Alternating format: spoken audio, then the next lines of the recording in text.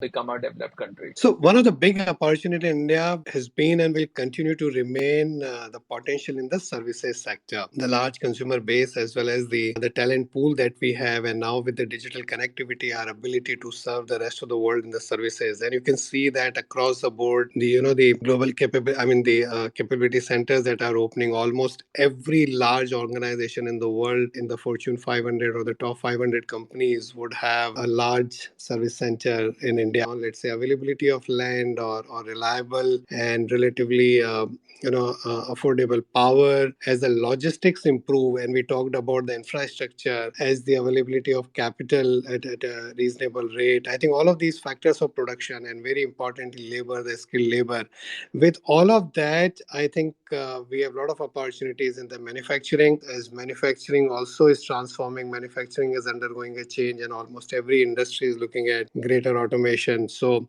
and I talked about earlier the whole decarbonization. So with all of that, with supportive policies, I think I see a lot of opportunity for India on the manufacturing side. Currently, I mean, we are very small from a global perspective. I mean, if you look at the size of our manufacturing and size of our exports relative to rest of the world, so opportunity is very large, and I think we are moving in the right direction.